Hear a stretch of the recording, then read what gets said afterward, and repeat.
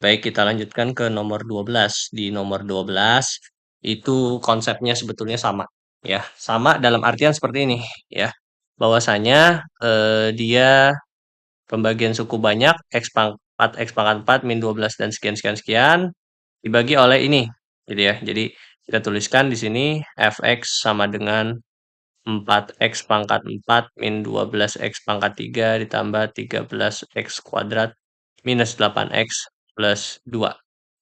Nah, dia dibagi oleh x kuadrat plus x min 2. Ya, jadi misalkan pembaginya adalah gx, ini kita sebut sebagai pembagi, atau px ya.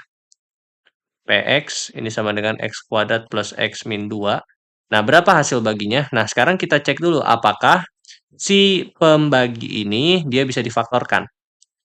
Cek apakah bisa difaktorkan apa enggak. Kalau bisa difaktorkan, maka pakai Horner. Kalau tidak bisa, kita pakai bersusun aja ya. Saya lupa dengan metode yang satu lagi, ya. Lupa namanya, ya. Kayaknya itu namanya Horner-Kino, tapi saya nggak ingat gitu ya. Nah, kita lihat x kuadrat plus x min 2 itu apakah bisa difaktorkan.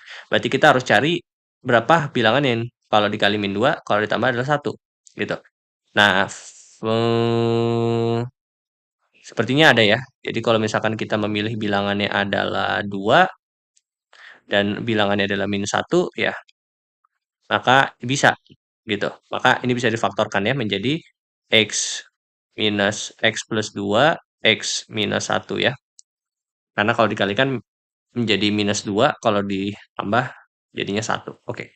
Nah, berarti kalau kayak gini kita pakai metode Horner gitu, tapi 2 kali gitu ya. Jadi kita mulai dulu dari yang x, berarti ini ada 2 nih pengalinya, faktor pembaginya. Yaitu ketika x sama dengan minus 2, x sama dengan 1. Ya, kalau kita lihat sini, kita lakukan metode Horner, kita bagi dengan min 2 dulu, ya kita tuliskan koefisien-koefisiennya dari yang tertinggi, pangkat tertinggi sampai dengan terendah, 4, minus 12, 13, min 8, 2.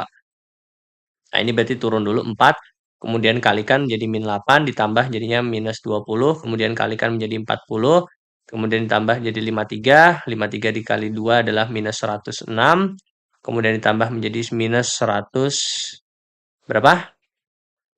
14. Kemudian dikalikan 2 lagi menjadi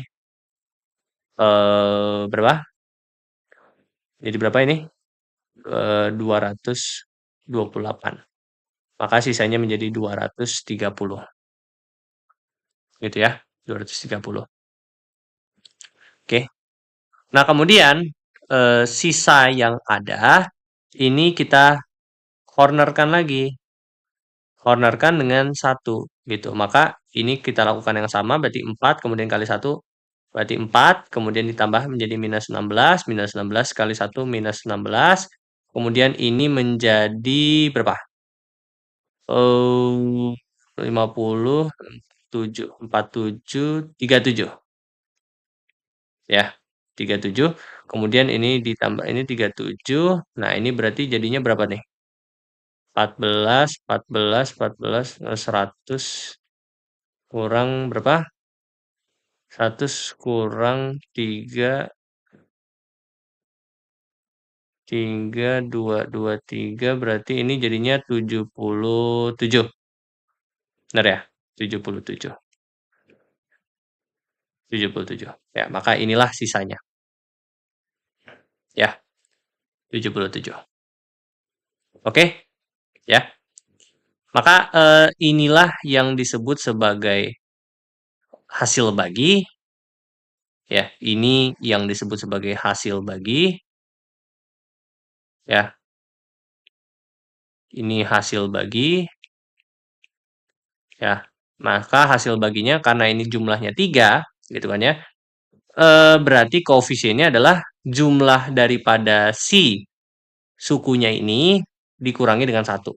Berarti karena jumlah sukunya 3, berarti pangkat tertingginya 2. Maka kita mulai dari pangkat 2. Berarti 4x kuadrat, jadi 4 min 16, 37 itu adalah koefisien untuk variabel-variabelnya. 4x kuadrat min 16x plus 37, gitu kan ya. Nah, jadi jawabannya udah jelas ya, yang E gitu ya. Oke, untuk sisanya ya, sisanya, ini harusnya minus ya, minus 77. Jadi minus 77. Nah, untuk mencari sisanya, ya, mencari sisanya ini di sini pakai rumus, rumus untuk sisa. Ya, sisa di sini kalau kita menggunakan metode Horner yang 2 kali, itu rumusnya adalah S2 X minus K1 ditambah S1. Di mana S2 ini adalah yang ini, sisa yang kedua, ini S1, ini adalah K1, ini adalah K2. Maka untuk memasukkannya sisanya adalah minus 77 ya. X dikurangi dengan K1-nya adalah minus 2 berarti plus 2 ditambah 230. Maka ini menjadi minus 77X plus 100 plus minus 154 tambah 230. Maka ini menjadi minus 77X ditambah ini berarti 6. 6 berarti 8. Bentar. 13 kurang 5 adalah, iya, iya, betul. Berarti ini minus 7, 76 gitu ya. Jadi jawabannya adalah yang E. Betul. Ya. Jadi jawabannya yang E. Oke, mungkin sekian untuk yang nomor 12.